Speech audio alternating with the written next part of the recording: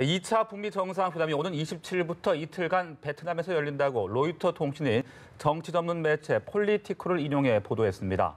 네, 잠시 뒤 진행되는 트럼프 대통령의 국정연설에서 공식 발표될 것으로 보이는데요.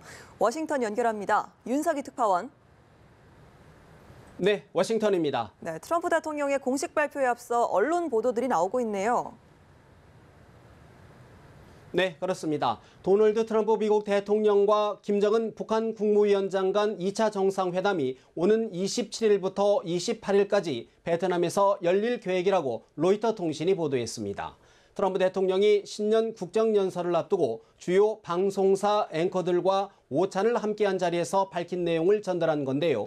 잠시 뒤 미 연방의회 하원 회의장에서 열리는 신년 국정연설에서 공식 확인할 것으로 보입니다. 트럼프 대통령과 김정은 위원장과의 만남이 성사되면 지난해 6월 12일 싱가포르에서 1차 정상회담을 한 이후 260일 만입니다. 막판까지 관심을 모았던 회담 개최지는 예상대로 베트남으로 최종 결정됐습니다. 김정은 위원장의 비행 이동 거리를 감안하고 개혁과 개방에 성공한 베트남의 상징성 등이 크게 고려된 것으로 해석됩니다. 트럼프 대통령은 아울러 이달 말 시진핑 중국 국가주석과도 만날 계획이라고 로이터는 보도했습니다. 이에 따라 북미 정상회담과 미중 정상회담이 연쇄적으로 개최될 가능성이 점쳐지고 있습니다. 2차 북미 정상회담 일정이 확정되면서 이제 북미 간 실무 접촉도 속도를 낼 것으로 예상됩니다. 특히 6일로 예정된 스티븐 비건 대북정책특별대표의 평양 방문에서 2차 정상회담 개최를 재확인하고 세부적인 일정과 의제 등을 조율할 것으로 보입니다. 2차 정상회담에서 채택될 공동성명의 초안 작성도 논의될 수 있다는 관측입니다. 네, 미국과 북한이 2차 정상회담을 확정지으면서 비핵화 논의에도 진전이 있을지 관심이 모아지고 있죠. 네, 그렇습니다. 이번 회담에서는 미국이 요구해온 비핵화 조치로 풍계리 핵실험장과 동창리 엔진 실험장의 폐기 검증 문제가 우선 다루어질 것이라는 관측이 많습니다. 김정은 위원장이 직간접적으로 의사를 전달한 영변 핵시설 폐기 사찰과 대륙간 탄도미사일, 즉 ICBM 폐기 반출 문제도 거론될 수 있습니다. 이 과정에서 북미 간 비핵화 로드맵 작성을 시도할 수 있다는 관측도 나옵니다. 북한이 요구해온 상응 조치는 크게 평화협정 등 체제 보장과 대북제재 해제 조치입니다. 체제 보장과 관련해서는 초기 조치로 연락사무소 개설과 종전선언, 불가침 협정 체결 등을 놓고 협의가 오갈 것이란 예상입니다. 제재 해제에 대해서는 미국은 아직 완고한 입장인데요. 협상 진전에 따라 개성공단 가동, 금강산 관광 재개에 대한 제재 예외 또는 유예 등이 논의될 수 있다는 기대가 나옵니다. 북미 정상 간 담판에서 비핵화 조치와 주한미군 철수 등이 연계되는 것 아니냐는 우려가 일부에서 나오지만 트럼프 대통령이 검토한 바 없다고 밝히면서 당장 수면 위로 부상하지는 않을 것이라는 관측입니다.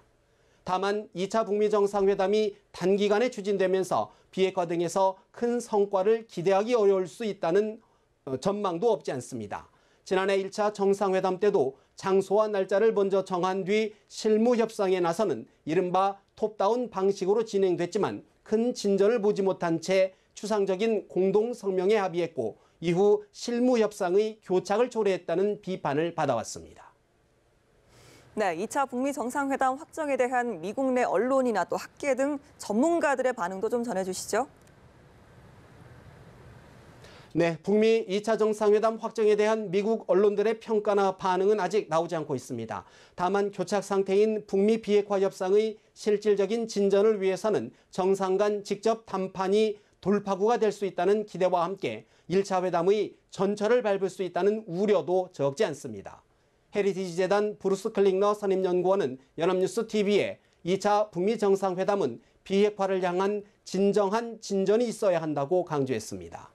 특히 주한미군 감축이나 ICBM 폐기만을 위한 합의 등 동맹을 분리시키는 합의를 해서는 안 된다며 포괄적인 비핵화 로드맵과 튼튼한 검증 수단, 아울러 인권 문제 등도 요구해야 한다고 주장했습니다.